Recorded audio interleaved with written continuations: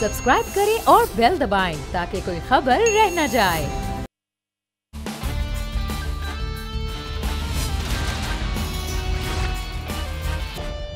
अस्सलामुअलैकुम। The special report with Mudassar Iqbal के साथ हाजिर खिदमत है। नाज़रीन, प्रोग्राम का आगाज़ वफाकी वज़ीर दाखिला के एक बयान से करते हैं जिसमें उन्होंने कहा कि ये ऐसा अजीब इलेक्शन है जिसमें जीतने वाले भी खुश हैं, हारने वाले भी खुश हैं और हिस्सा ना लेने वाली पार्टी भी खुश है। यानी कि तीनों खुशी खुशी इस इलेक्शन के बाद अपना इजहार कर रहे हैं।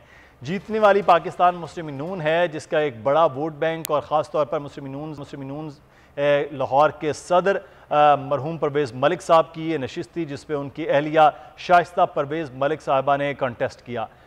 यहाँ पर पाकिस्तान तहरीक इंसाफ का कोई भी कैंडिडेट मुकाबले में नहीं था और फिर मुकाबला हुआ पाकिस्तान पीपल्स पार्टी के एक दरीना जो वर्कर हैं असलम गिल साहब का और शाइस्ता परवेज़ मलिक साहबा का।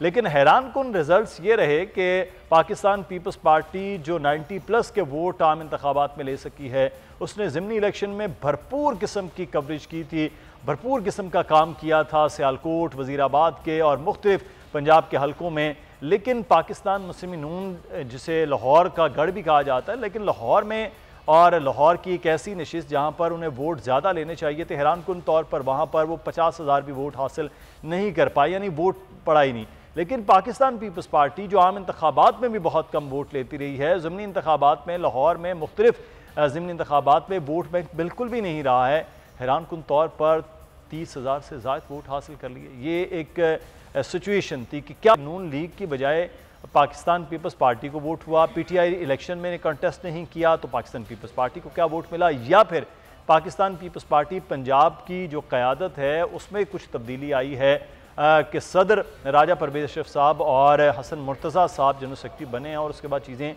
तब्दील हुई हैं, मेहनत हुई है असलम गिल साहब की। ये क्या वजूहात हैं? ये बड़ा एक सवाल इस वक्त जो है वो लाहौर की सियासत के अंदर बारल उठ रहा है। लेकिन इल्ज़ामात भी लगाए गए दोनों जमातों की जानिब से कि जी वोट ख़रीदे गए हैं, यहाँ वोट बेचने और ख़रीदने का अमल भी वो जारी रहा है। हम इस सूरत हाल पर बात करेंगे। साथ ही साथ जो पीडीएम के इस्तीफ़ों की लॉन्ग मार्च की जो बात हो रही थी और इंतज़ार किया जा रहा था कि अब इस्तीफ़े और लॉन्ग मार्च की डेट का ऐलान होने जा रहा है, अब वो शुनीद है कि वो आहिस्ता आहिस्ता बल्दियाती इलेक्शन में इस्तीफ़े भी पीछे जा रहे हैं, लॉन्ग मार्च फिर पीछे जा रहा है। तो अब क्या होने जा रहा है, इस सूरत हाल पर भी बात करेंगे। हमारे साथ हमारे मेहमान मौजूद हैं, पाकिस्तान मुस्लिम नून के रहनुमा राना अरशद साहब हैं। राना साहब बहुत शुक्रिया आपके वक्त का।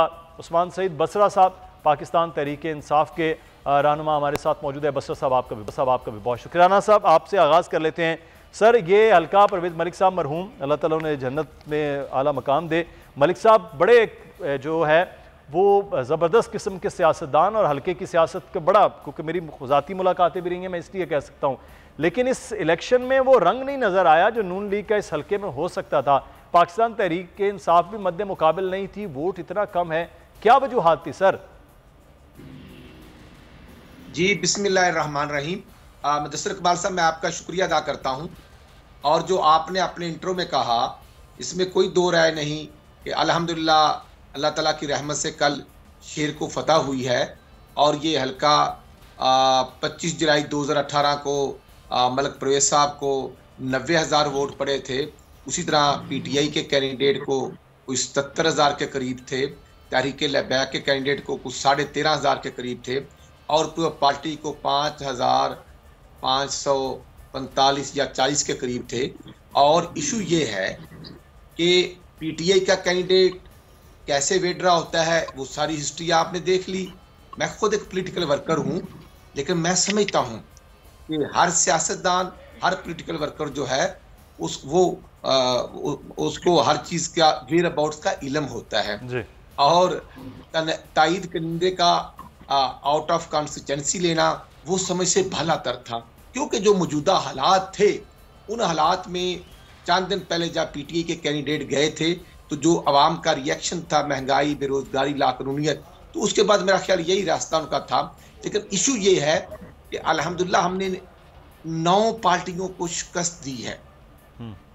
तहरीक लबैक, अवामी तहरीक, पार्टी, पीटीआई और कुछ दिगर पार्टियां जो हैं वो सब इकट्ठी थी। देखना ये है कि मुस्लिम लीग नून को जो जब 90,000 वोट पड़ा था तो हमारी मुखालफत में जो वोट पड़े थे, मैं समझता हूँ कि वो वोट जो है वो 1 लाख के करीब थे।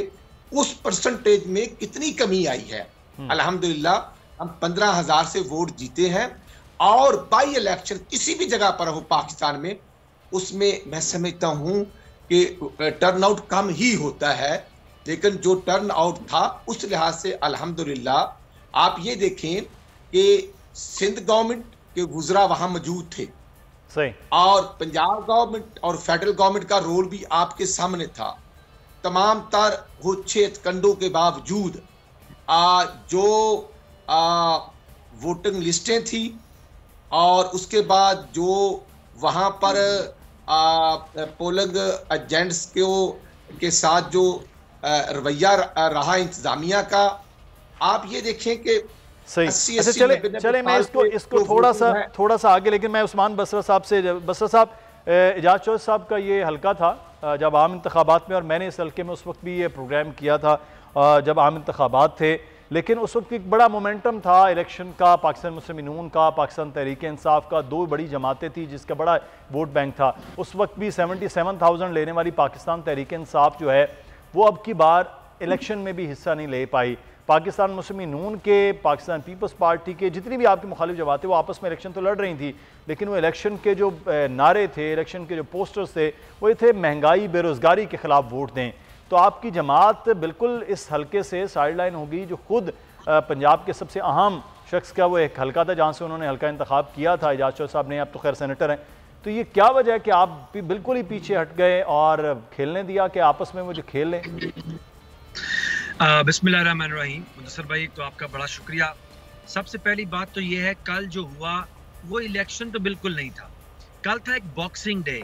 और बॉक्सिंग डे ये होता है कि जब आप क्रिसमस के पास लोग अपने गिफ्ट्स इकट्ठे करते रहते हैं, और बॉक्सिंग डे पे सारी अपनी इन्वेस्टमेंट खोल के देखते हैं कि उनको क्या हासिल हुआ।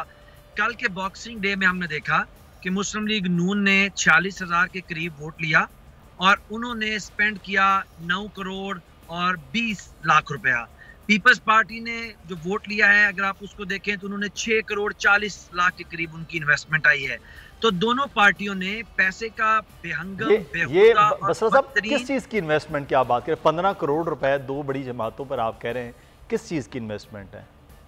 ये देखिए, इस हल्के के अंदर आपने देखा कि एक नहीं बेशुमार वीडियोस आई, ऑडियोज आई, जिसमें 2,000 रुपए एक वोट की कीमत लगती रही। पहले ये 1,000 रुपए से बोली शुरू हुई, लेकिन पीपल्स पार्टी ने सिंध के अंदर से लूट मार करके जो पैसा लेके आई थी, उसके बाद इसकी बोली चलेगी 2,000 के ऊपर। अब सिंपल बात यह है कि आज जब हम आपसे बात कर रहे हैं, एक चीज वाज़ेह हो गई, पाकिस्तान तहरीक इंसाफ को टेक्निकल बेस के ऊपर डिसफ्रेंचाइज किया गया, पीछे रखा गया इलेक्शन कमीशन की तरफ से इस सारे इलेक्शन प्रोसेस के अंदर। उसका नतीजा क्या निकला? सर, आप मुझे सुन पा रहे हैं? जी बिल्कुल सुन रहा हूँ जी। अच्छा, उसका नतीजा ये निकला है कि बदतरीन लोएस्ट किस्म का पूरे पाकिस्तान के अंदर ये टर्नआउट रहा है, 18%। इससे पहले जो डस्का के अंदर इलेक्शन हुआ, उसके अंदर टर्नआउट था 51%। उसके बगल के अंदर वजीराबाद में हुआ, उसका टर्नआउट था 57%। खुशाब के अंदर हुआ, उसका टर्नआउट था 47%।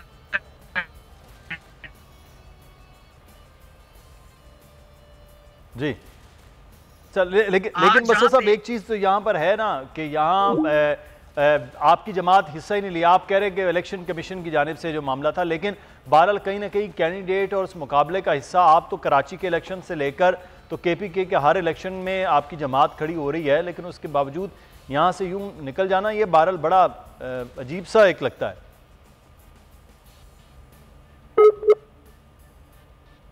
बस जी, मैं सुन पा रहे हैं? जी बस साहब। सर मैं बात करूं जी? अच्छा, देखिए, एक तो बदतरीन टर्नआउट इसके अंदर रहा है, जो इस चीज की गमबाजी करता है कि पाकिस्तान तहरीक इंसाफ। अच्छा बस साहब, मैं आपकी बात हुई, मैं चाहूंगा पाकिस्तान पीपल्स पार्टी का मौक़िफ़ बड़ा ज़रूरी है, क्योंकि इतना बड़ा वोट बैंक जो है वो लाहौर के अंदर बहुत सारे लोगों के लिए। पाकिस्तान पीपल्स पार्टी के सीनियर रहनुमा कमर ज़मान कायरा साहब मौजूद हैं हमारे साथ। कायरा साहब, बहुत शुक्रिया सर आपके वक्त का। कल का इलेक्शन था, बहुत सारे लोगों के लिए सरप्राइजिंग था कि पाकिस्तान पीपल्स पार्टी ने 12 लाहौर में कम बैक और इतना वोट ले लिया। तो ये एक बड़ी खुशाइंद बात कि तीसरी जमात फिर से पाकिस्तान पीपल्स पार्टी लाहौर के अंदर वोट बैंक को बहाल कर रही है। लेकिन सर ये जो इल्ज़ाम हो रहे हैं कि जी पाकिस्तान पीपल्स पार्टी ने वोट जो है वो ख़रीदने का बड़ा अमल किया है और ये बहुत ज़्यादा इस पर रहा है, ये दो वजूहात यहाँ पर एक जानना चाहिए। क्या पाकिस्तान तहरीक इंसाफ की गैर मौजूदगी में वोट ज़्यादा आपकी तरफ आया है, और दूसरा ये जो इल्ज़ाम है सर इसके बारे में क्या फरमाएंगे? देखिए, पहली गुजारिश तो यह है कि तहरीक इंसाफ की अदम मौजूदगी में उनके बाकायदा जमाती फैसला था कि आप वोट ना डालें, लेकिन इसके बावजूद कुछ लोगों ने वोट डाला, और जिन लोगों ने वोट डाला वो इमरान खान साहब से भी तंग थे।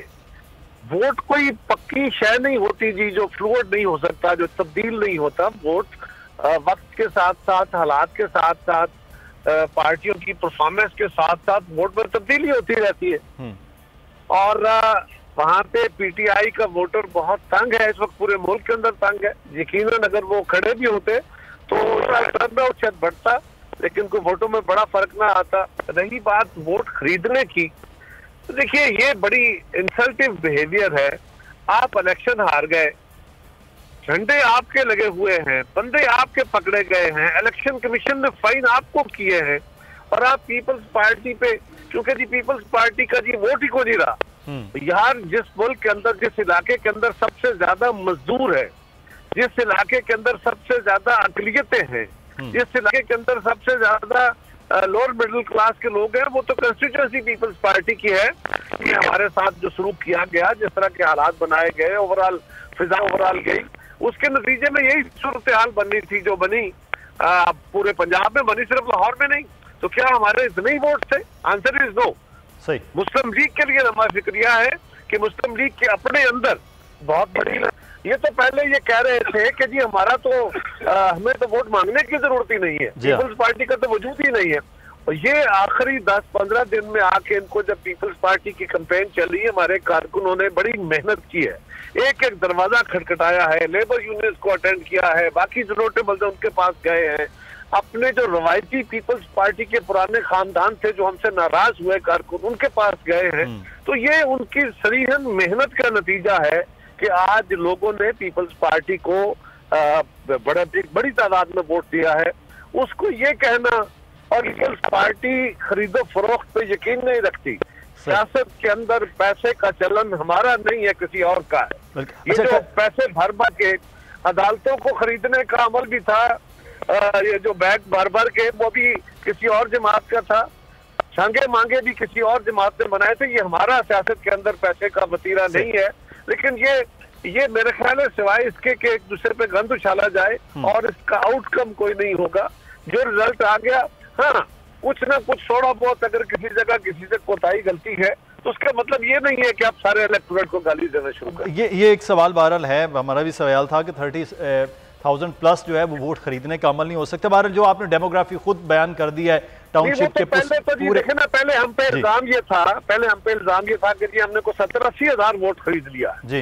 पहले ये भी आप जी बिल्कुल ये इल्जाम था। तो वो किधर गए वोट जो हमने 70-80 हजार खरीदे थे? 70-80 हजार तो टोटल वोट नहीं पड़ा। मतलब ये झूठ की एक हद होती है।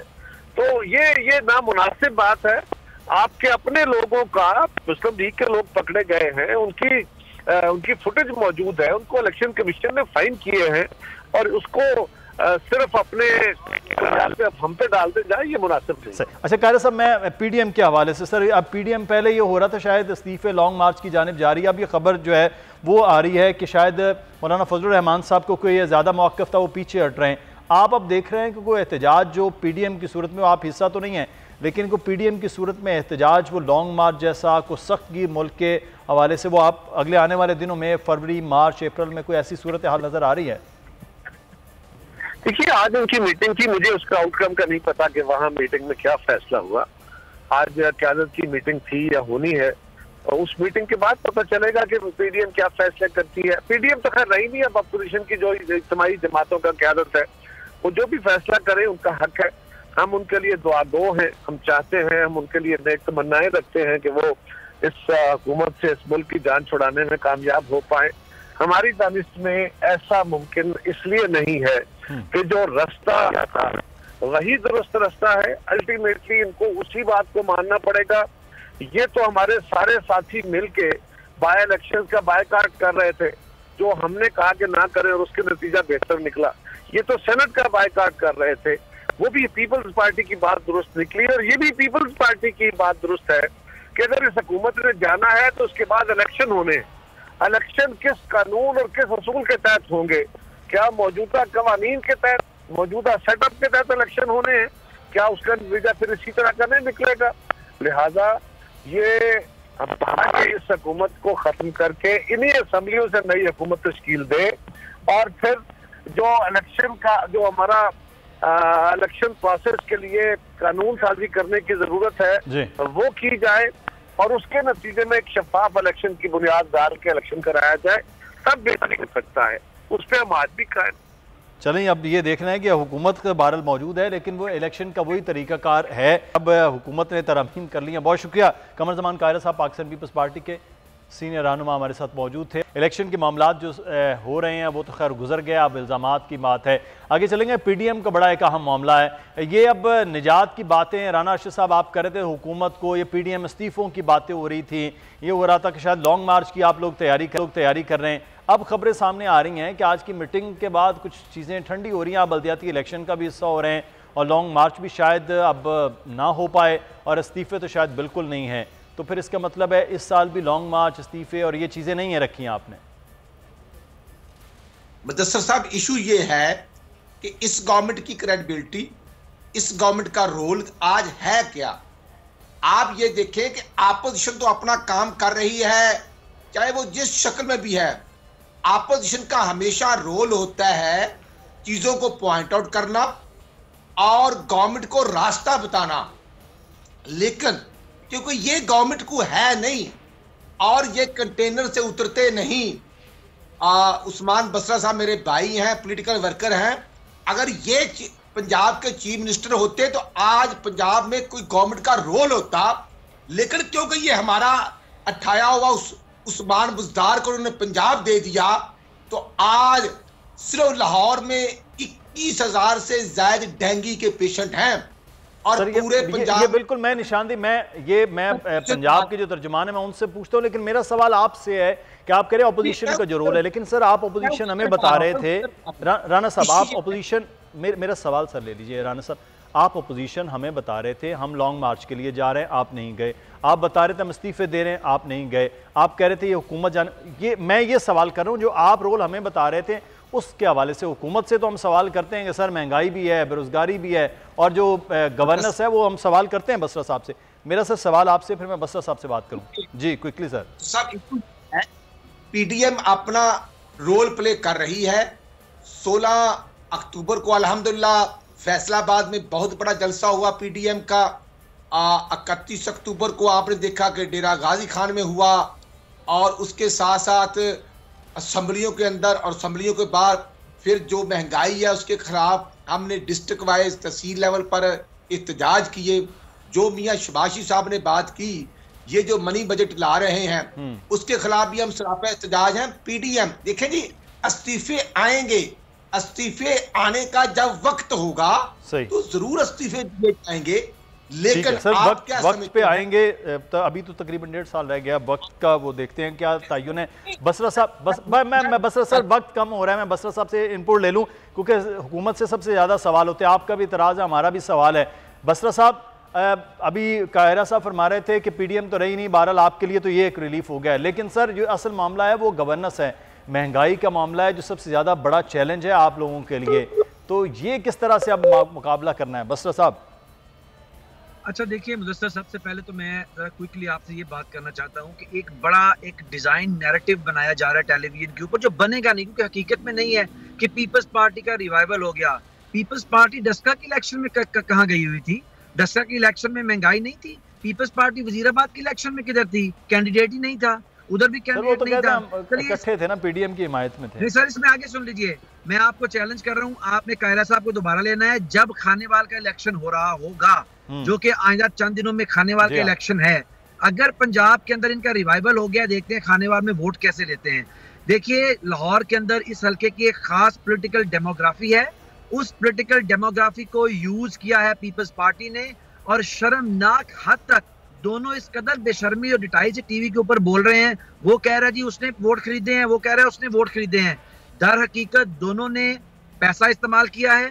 2-2 हजार रुपए की वीडियोस मौजूद हैं, ऑडियोज मौजूद हैं, सरेआम लोगों की गोलियां लगाई गई हैं। पाकिस्तान के अंदर इलेक्शनरी सिस्टम को अब बस सब ये देखना है कि अब अगले आने वाले वक्त में ये क्या चीज़ें होती हैं। वाकई पाकिस्तान पीपल्स पार्टी का रिवाइव होता है और आपकी जमात जो है वो अगले इलेक्शन में किस तरह से तैयारी करती है। बहरहाल सवाल वहीं पर है, महंगाई सबसे बड़ा चैलेंज हुकूमत के लिए, शायद बाकी चैलेंजेस हो ना हो। उस्मान सईद बसरा साहब बहुत शुक्रिया सर आपके वक्त का भी। राना अरशद साहब आपका भी बहुत शुक्रिया। प्रोग्राम में यहाँ पर हमें एक ब्रेक लेना है, ब्रेक के बाद वापस आएंगे, मजीद बात होगी।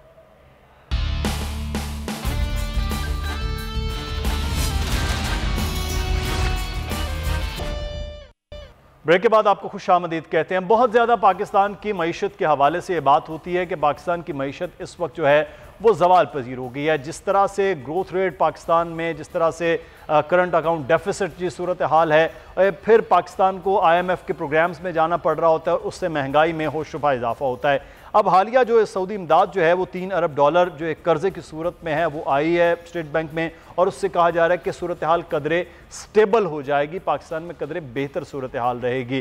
तो आज हम इस पर बात करेंगे और ख़ास तौर पर दो चीज़ें हैं। एक तरफ जो है वो मॉनिटरी पॉलिसी है और एक तरफ है फिस्कल पॉलिसी। एक तरफ जो सेंट्रल बैंक है, दूसरी तरफ वजारत ख़जाना है। जो चीज़ें यहाँ पर चल रही हैं वो क्या बेहतर डायरेक्शन में हैं, नहीं हैं, और इसको किस तरह से पाकिस्तान बेहतर कर सकता है, और क्या अगले आने वाले वक्त में ये कहा जा रहा है हुकूमत की जानिब से कि चीज़ें बेहतर हो जाएंगी, वो होंगी या नहीं। इस वक्त हमारे साथ डॉक्टर हफीज़ पाशा साहब मौजूद हैं, साबिक वज़ीर ख़जाना है, माहिर मुआशियात है। बहुत शुक्रिया डॉक्टर साहब आपके वक्त का। डॉक्टर साहब बहुत सारी चीज़ें होती हैं, आपको पढ़कर, आपको सुनकर हमें मालूम हो रहा होता है कि चीज़ें किस डायरेक्शन में।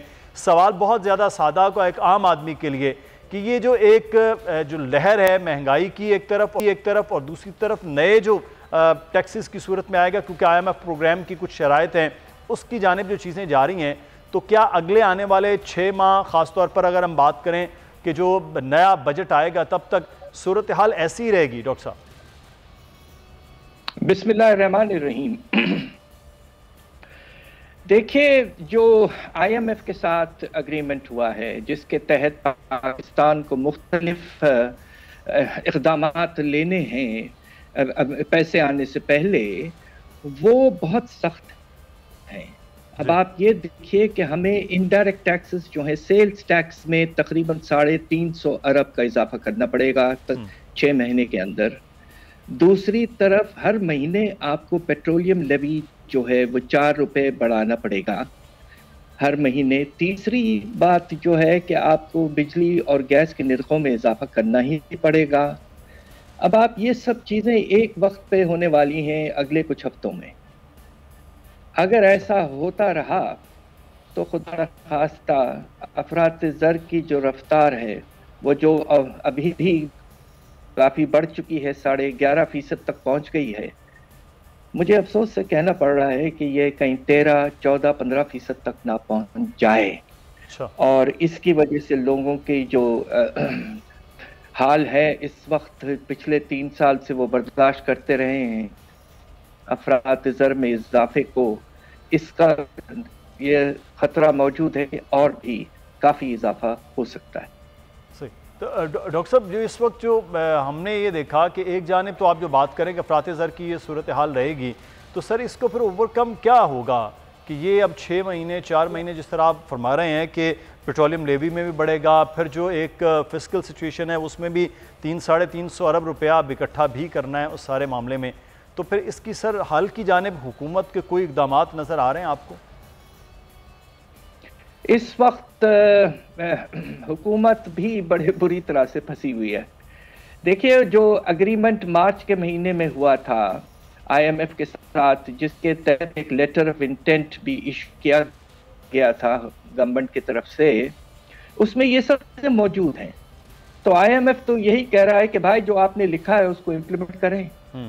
तो उस वक्त हुकूमत को सोचना चाहिए था कि एक वक्त पर इतनी ज़्यादा चीज़ें हम कैसे करेंगे।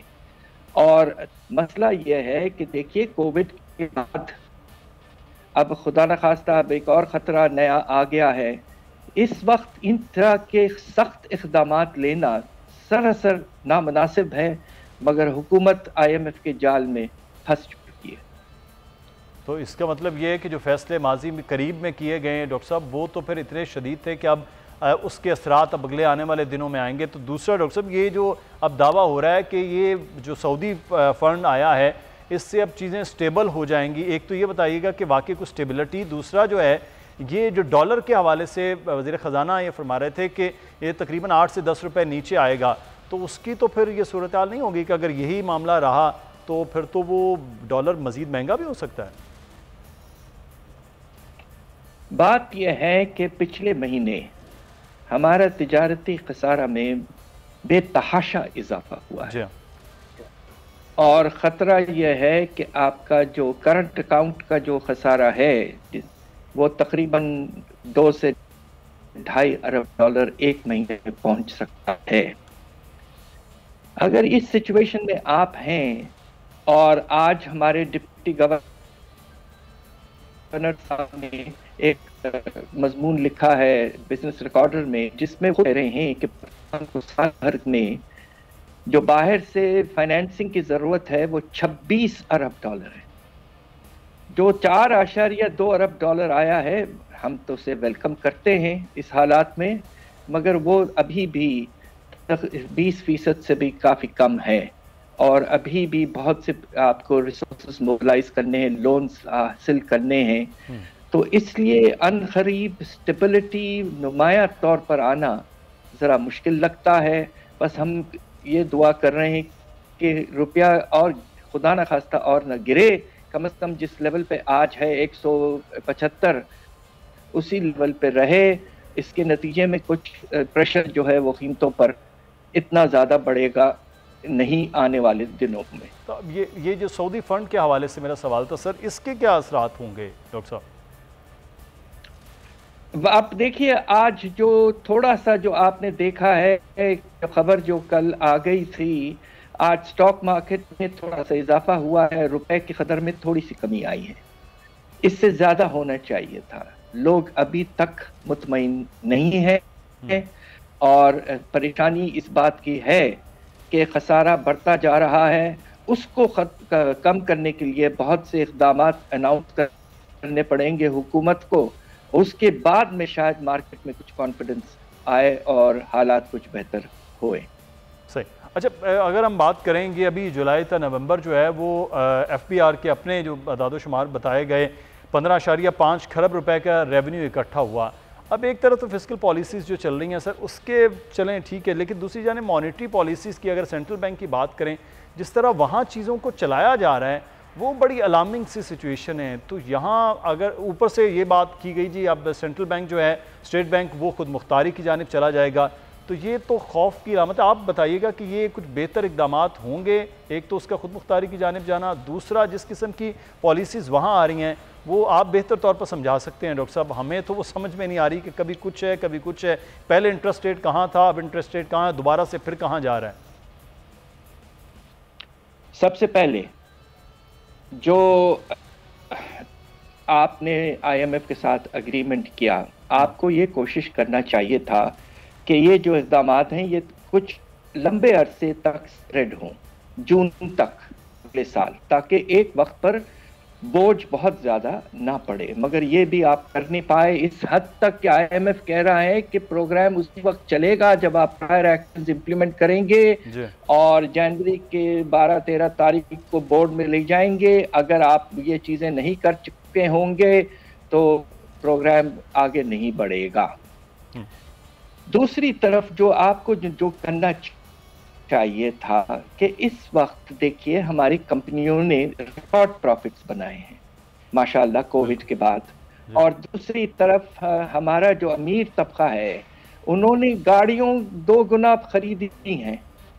तो हालात ऊपर के लेवल में पाकिस्तान की जो एलीट है, जो उमरा है, जो ज़्यादा अमीर लोग हैं, वो इस वक्त उनके पास कैपेसिटी है कि वो टैक्सेस थोड़ा ज़्यादा और दें। तो आपको सेल्स टैक्स बढ़ाने के बजाय आपको इनकम टैक्स में रिफॉर्म लाने चाहिए थे, वो ज़्यादा एक्सेप्टेबल होते, उससे कीमतों में इजाफा बहुत कम होता। तो मैं इस बात पे हैरान हूँ कि ये बड़ी वाज़ेह सी चीज़ है, इस पॉलिसी को क्यों हुकूमत ने अडॉप्ट नहीं किया। अच्छा डॉक्टर साहब, एक सवाल बड़ा अहम है। पहले जैसे कोविड की पूरी दुनिया की मैशत पर असरात हुए हैं, अब फिर चौथी लहर की बात हो रही है और जिस तरह से बहुत सारे ममालिक में अब चीज़ें बंद हो रही हैं, तो क्या हमारी मैशत तो पहले ही बड़ी एक डिपेंडेंसी रही है सारी सिचुएशन में, तो क्या फिर से दोबारा से आप देख रहे हैं कि कुछ हालात दुनिया में भी चेंज हो रहे हैं, तो उसके असरात भी नज़र आएंगे मैशत पर? देखिए, इस वक्त ओमिक्रॉन का जो असर है वो वाज़ह तौर पर नज़र नहीं आया है। कुछ ख्याल ये था पहले कि ये हद से ज़्यादा ख़तरनाक होगा, बाद में कुछ खबर ये भी आई है कि शायद वो इतना बुरा नहीं होगा, मगर इजाफा तो होगा कोविड अटैक में और उसके नतीजे में हालात ख़राब हो सकते हैं। हुकूमत ने कुछ इक़दाम भी लिए हैं जो मैं समझता हूँ बहुत मुनासिब है। हुकूमत ने कोविड के मामलात को मैं समझता हूँ अच्छे तरीके से हैंडल किया है और उसके नतीजे में जो हमारे शरह नमू में कमी आई वो कम हुई। अब ये देखना है कि इसका असर ख़ास तौर पे जो सबसे अहम चीज़ है वो ये कि क्या फिर से जो चीज़ों की कीमतें हैं ग्लोबल मार्केट में, कमोडिटी प्राइसेस जो बेतहाशा गिर गई थी पिछले साल, क्या वो फिर से गिरना शुरू हो जाएंगे? जिस तरह तेल की कीमत में तकरीबन $10 फी बैरल कमी आई है, अगर इस तरह की चीज़ होना शुरू हो जाती है तो अल्लाह के फजल से हमारे हालात बहुत बेहतर फिर से हो सकते हैं। अलबत्ता शरह नमू में गिरावट ज़रूर आएगी और बेरोज़गारी में कुछ और इजाफा हो सकता है। सही। अच्छा, एक चीज़ मैं डॉक्टर साहब आपसे जानना चाहूँगा कि ये पिछले दिनों में पाकिस्तान में जो पहले तो बहुत ज़्यादा ये दावा हुकूमत भी कर रही थी कि एक्सपोर्ट को हम बहुत बेहतर ले गए, अब इम्पोर्ट तो कोरोना की वजह से भी बहुत ज़्यादा रुकी रही, लेकिन जैसे ही इंडस्ट्री खुली अब इम्पोर्ट में बेतहाशा इजाफा हुआ और डॉलर जो है वो भी फिर पकड़ाई नहीं दे रहा। तो ये जो इम्पोर्ट और एक्सपोर्ट के दरमियान जो जितना फ़र्क आ रहा है, इससे कितना ज़्यादा अगले आने वाले दिनों में नुकसान हो सकता है? दरअसल आप देखिए कि पिछले महीने एक रिकॉर्ड लेवल पर पहुंच गया। जी हाँ, तारीख का सबसे बुलंद लेवल, और इसकी बहुत बड़ी वजह यह है कि बाहर की जो हम चीज़ें ख़रीदते हैं, जिसमें तेल है, जिसमें एडिबल ऑयल है, जिसमें पल्सेस हैं, जिसमें आपकी मुख्तलिफ खाने पीने की और चीज़ें वगैरह, फर्टिलाइज़र, इनकी कीमतें बहुत बढ़ी हैं और इसके नतीजे में खसारे में इजाफा होना ही था। देखिए, एक्सपोर्ट्स जो हैं वो आधे से भी बहुत कम हैं इंपोर्ट्स के। अल्लाह का शुक्र है कि एक्सपोर्ट्स में भी इजाफा हुआ है 30 से 35%। ये एक अच्छा इजाफा है, मगर चूंकि एक्सपोर्ट्स का बेस इतना छोटा है तो जो इंपोर्ट्स में अगर 10-15% भी इजाफा हो जाता है तो उसका असर होता है। अलबत्ता इंपोर्ट्स में 60 से 65% इजाफा हुआ है। अब आप सोचिए कि इसके नतीजे में खसारा तो बहुत बढ़ना ही था और वो बढ़ चुका है। बिल्कुल सही। अच्छा डॉक्टर साहब, बहुत शुक्रिया। और डॉक्टर हफीज़ पाशा साहब, उन्होंने बात हुई कि 350 अरब जहाँ पर ये एक तरफ इकट्ठा करना है जो पूरे का पूरा टैक्सेस, उसके साथ साथ हर महीने 3 से 4 रुपए पेट्रोलियम लेवी में इजाफा होगा। यानी कि आप तैयार रहिए, मज़ीद महंगाई जो है वो हो सकती है और सिचुएशन मज़ीद गंभीर 12 जनवरी के इजलास के जायज़ा इजलास के बाद से वो आपकी मुंतज़िर रहेगी। डॉक्टर साहब हमारे साथ थे, शुक्रिया अदा करते हैं, आगे बढ़ेंगे। और डॉक्टर अशरफ निज़ामी साहब हमारे साथ मौजूद हैं। ओमिक्रॉन के मामलात हो रहे हैं एक जानिब, और जिसके लिए एहतियात बहुत ज़्यादा ज़रूरी है। हम बार बार आपको ये कहते हैं, अभी भी कोविड की पहली, दूसरी, तीसरी, चौथी मज़ीद लहरों, दर्जनों लहरों ने आना है, लेकिन एक ही हल हो सकता है कि आप आपको जो है वो वैक्सीनेट करें, और दूसरा ये है कि आप अपनी एहतियात करें। डॉक्टर साहब से ये जान लेते हैं हम कि सूरत हाल इस वक्त क्या चल रही है पूरी दुनिया में। बहुत शुक्रिया डॉक्टर अशरफ निज़ामी साहब आपके वक्त का। सर, पिछले प्रोग्राम में भी पिछले हफ्ते आपने बताया कि कुछ चीज़ें जो सामने अभी तक, क्योंकि डॉक्टर्स भी रिसर्च बेस्ड बात कर रहे होते हैं, जो चीज़ें रिसर्च में आ रही होती हैं उसके बारे में, तो डॉक्टर साहब अभी क्या ओमिक्रॉन के हवाले से बताया जा रहा है, कितनी शिद्दत है? डेल्टा का बड़ा खौफ हमारे जहनों में आज तक चल रहा है, तो ओमिक्रॉन के बारे में अभी तक क्या मामलात अभी तक जो सामने आए हैं? बहुत बहुत शुक्रिया। देखिए, इसमें दो तरह की चीजें हैं। ओमिक्रॉन जो हमारी मतलब एक नई वेरिएंट आई है साउथ अफ्रीका से, इसके लिए एक तो ये है कि इट इज द रैपिड, इसमें कोई ऐसा शक की वाली बात गुंजाइश नहीं रहना चाहिए। लेकिन हमारे जो दोस्त साउथ अफ्रीका के अंदर, साउथ अफ्रीकन मेडिकल एसोसिएशन के और प्रैक्टिसिंग डॉक्टर्स हैं, उनका कहना यही है, अभी तक जो मानना है, जो उनके साथ हमारी बातें शेयर हुई हैं, कि इट इज कि रैपिड इसकी ग्रोथ है, रैपिड इन्फेक्शन रेट है, लेकिन जो कॉम्प्लिकेशंस हैं वो अभी तक ऐसी देखने को नहीं आ रही है जैसा कि हमें खदशा था, जैसे डेल्टा वायरस के लिए, डेल्टा प्लस के लिए आई थी। तो अभी तक तो वहां पे सूरत हाल आई, लेकिन आप जानते हैं कि दुनिया, वो कहते हैं ना कि मतलब दूध का जला चांद फूंक कर पीते वाली बात है, कि हंस के दुनिया के अंदर अभी तक कैसा है, इसके लिए मतलब बंदिशें भी लग गई। आप मुझसे बेहतर जानते हैं कि ट्रैवलिंग की खातिर बंदिशें लग गई, गलबन इंग्लैंड ने लगा दी, बाकी ममालिक ने भी साउथ अफ्रीका के साथ लिमिटेशंस कर दी हैं, इसी तरह से बाकी। लेकिन ये जो वेरिएंट है, now it is been seen in the rest of the world, और इसको हम रोक नहीं सकते, लेकिन इसका हम जो प्रोसेस है उसको एक स्लो डाउन जरूर किया जा सकता है, ताकि हमारी मेडिकल प्रेपरेशन जो है वो उसके साथ बेहतर कर सकें। अब मानना ये कि पाकिस्तान के अंदर हमें क्या करना चाहिए, हम समझते हैं कि हुकूमत को अभी से एक तो रैपिड टेस्टिंग जो है उसको इन्फोर्स करना चाहिए एयरपोर्ट्स के ऊपर, जैसे हमारी पहले कुछ जो कि 2020 के अंदर मार्च अप्रैल के अंदर बहुत सा तंजीमों ने शोर डाला, आप दोस्तों ने शोर डाला और हुकूमत को प्रेशराइज किया। तो मेरा ख्याल है अभी इसी वजह से हुकूमत ने जो इकदाम की मैं चाहूँगा आपसे शेयर करें, फिर उस पर मजीद बात करते हैं। उन्होंने कैटेगरी सी के ममालिक में इजाफा कर दिया पाकिस्तान ने, उसमें मुख्तलिफ ममालिक हैं, साथ साथ जो चीज़ें की हैं कि NCOC के मुताबिक पाकिस्तान में आने वाले तमाम मुसाफिरों की वैक्सीनेशन लाजमी होगी, 6 साल और ज़ायद उम्र के पाकिस्तानियों गैर मुल्कियों के लिए PCR टेस्ट लाजिम होगा। डॉक्टर साहब, फिर कहा गया है कि बोर्डिंग से 48 घंटे पहले किया गया PCR टेस्ट दिखाना लाजिम होगा। 24 घंटों के दौरान कोरोना की चौथी लहर ने अब जो मज़ीद जो है वो अफराद की जान ली है, ये जो पिछला चीज़ें चल रही हैं वो भी है, तो ये भी थोड़ी सी सख्ती हमें बॉर्डर्स के हवाले से करना होगी। हमने सऊदी अरब में भी देखा, एक मरीज़ आ गया, पर उसके बाद जिस तरह आप खुद ही फरमा रहे हैं कि ये बड़ी तेज़ी के साथ रैपिड फैल रहा होता है, पर पाकिस्तान में तो सिचुएशन पहले भी कदरे कंट्रोल रही है, आप लोगों की वजह से भी, कुछ मीडिया के अवेयरनेस भी, लोगों का भी हम क्रेडिट देते हैं, हुकूमतों को, तमाम को, लोगों को भी, कि उन्होंने भी ख्याल रखा है। लेकिन अब जो सिचुएशन इसमें हो रही है वो बार बार हो रही है, सिर्फ बूस्टर के हवाले से भी आपने देख भी लिया कि बूस्टर लगवाया जाए, तो इसका मतलब है कि बूस्टर भी तो फिर ज़्यादा और ज़्यादा महफूज होंगे अगर लोग वैक्सीनेशन अपनी मुकम्मल कर लें, देन वो बूस्टर्स की जानिब जब जाएंगे। देखिए, आपने ये बहुत अच्छा पॉइंट निकाला। हमने मतलब वर्ल्ड मेडिकल एसोसिएशन की तरफ से, WHO ने भी यही कि बूस्टर डोज उस वक्त तक, जब तक के दुनिया के 70% आबादी को हम लोग जो है एक नॉर्मल डोज नहीं दे सकते, उस वक्त तक बूस्टर डोज के बारे में एक इंटरनेशनल सिनेरियो के अंदर है। लेकिन as far as Pakistan is concern, या मतलब एक ओल्ड एज पेशेंट्स जो है या जो क्रॉनिक एलिमेंट्स के अंदर है, उनकी खातर नो डाउट इन इट, अभी भी ये नहीं कहा जा सकता कि ये जो मतलब एक नई वेरिएंट आई है, आया कि इसके साथ हमारी लगी हुई vaccine is going to be effective और नॉट, है या नहीं है, क्योंकि ऐसे केसेस भी वहां देखने में आए हैं और जिनके अंदर फाइजर लगी है, स्पेसिफिकली फाइजर जो है कि फाइजर की उनको वैक्सीनेशन की गई but they have been infected.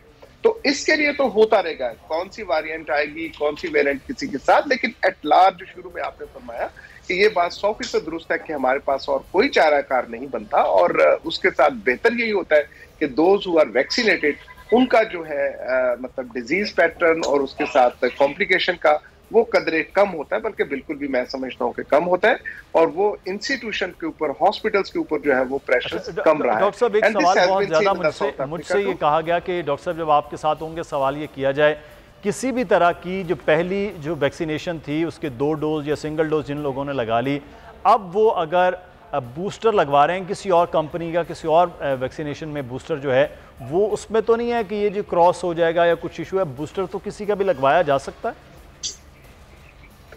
देखिए, what is the booster? Booster mean ये है कि आपने एक तीसरी डोज ऑफ दी वैक्सीन लगवानी है।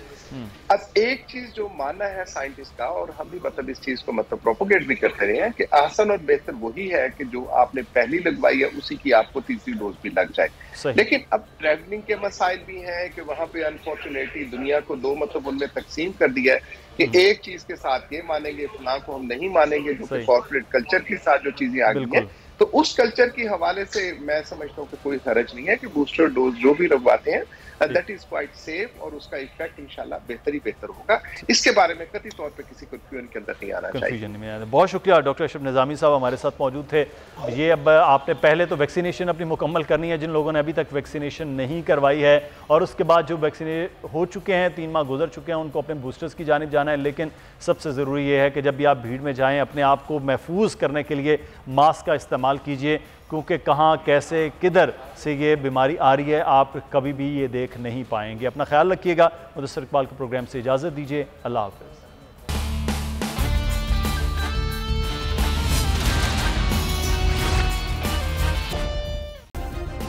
सब्सक्राइब करें और बेल दबाएं ताकि कोई खबर रह न जाए।